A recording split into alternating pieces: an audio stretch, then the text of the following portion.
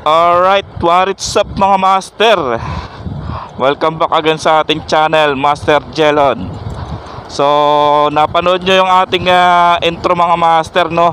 So, ang tanong ko mga master, ano ang unang maiisip nyo or ano ang unang gagawin nyo kapag nasa ganong kayong sitwasyon o mangyari sa inyo na kayo yung sisipain ng kapwa nyo riders dahil sa isang road rage lang, no? Sa simpleng road rage. So kayo, kung ang tatanungin mga master, ano ang unang papasok sa isip nyo at ano ang unang gagawin nyo kapag nangyari sa inyo yung bagay na ito? So madami na talagang matatapang ngayon at madami na talagang pinangangatawanan ang pagkakamote.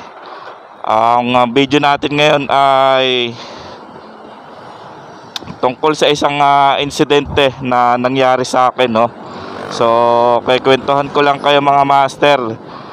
Muntikan nang mangyari kasi sa akin to, yung ganitong yung ganitong sitwasyon na muntikan na ako sipain ng isang rider dahil sa simpleng hindi pagkakaunawan lang na sobrang tapang nung rider na naka-enkwentro ko.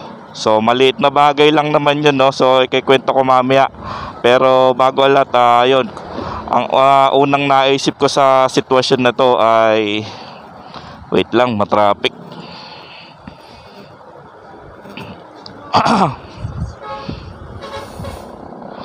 So ang unang pumasok sa isip ko nung mangyari sa akin yung ganitong sitwasyon na yung tamang tamang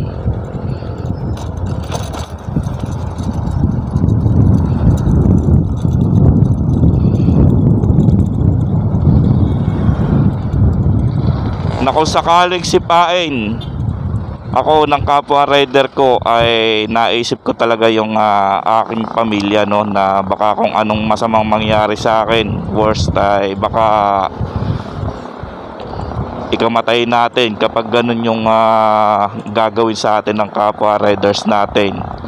At syempre kasama ko yung aking asawa nung oras na mangyari sa akin yung ganung bagay, no, na iniisip ko bagong opera pa naman yung asawa ko, ay kung sakaling matumba kami, baka mamaya bumuka yung bagong opera, bumuka yung sugat ng bagong opera ng aking asawa.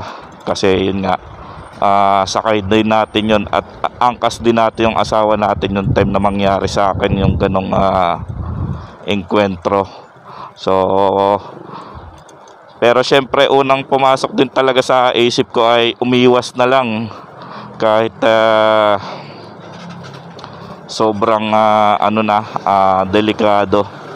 At ang unang pumasok sa isip ko na unang gagawin ko kung sakaling hindi na maiwasan yung ganong sitwasyon ay hindi ko na talaga pakakawalan yung taong gumawa nun sa amin, na hindi ako papayag na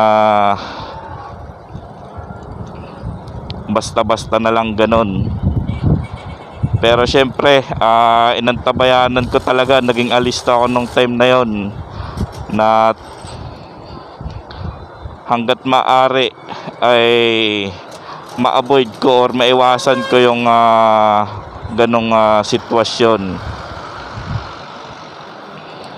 So ayun nga, ikikwento ko sa inyo kung ano yung nangyari.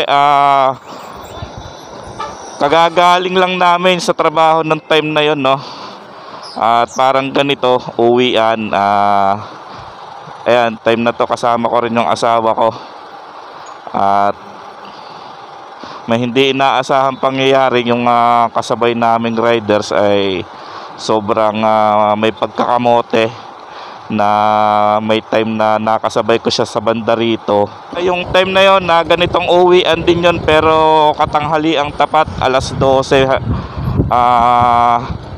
12 to 1 PM yun, kasi alas 12 kami nag-out sa trabaho, alas 12 ng tanghali. At may nakasabay nga kami habang binabagtas namin tong daan na to na rider na ano siya, talagang kamote kung tatawagin natin, no, na ang bilis niya. Tapos parang ahas siyang nagsisiksag-siksag do sa mga nasa harapan namin, na may time na nakatabi ko siya, biglang kumabig papunta sa akin. So ako naman alisto ako sa mga ganon, lalo na nakita ko na hindi maayos magmaneho yung isang sasakyan na katabi ko. Kumabig siya papunta sa akin, which is naiwasan ko. Kumbaga na-avoid ko yung masasagi niya sana ako, pero pinabayaan ko lang hanggang sa time na dumating kami sa banda road na nakasabay ko uli siya. Tapos yung time na lalampasan ko siya, bigla uling kumabig siya ng walang tingin-tingin sa side mirror na ang laki ng kinakain ng daan niya. So napabusina ako. At nung time na yon, una pa lang talagang gigil na agad yung rider, na inaanuhan ako, parang sinesenyasan ako na parang gusto niya akong tirisin, na ako para bang kayang-kaya niya ako, na para bang bata ako na minumustrahan niya ako na gusto niya akong tirisin.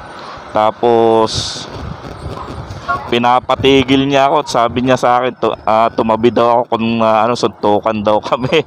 So ako naman, ayun nga, unang naisip ko baka kasi mamaya may dalang kargada or kung ano man. So talagang iwas ako, at kasama ko nga pati yung asawa ko. Tapos pamilya talaga yung unang naisip ko, na kapag pinatulan ko yun ay hindi ko alam, baka kung ano pang mangyari. Tapos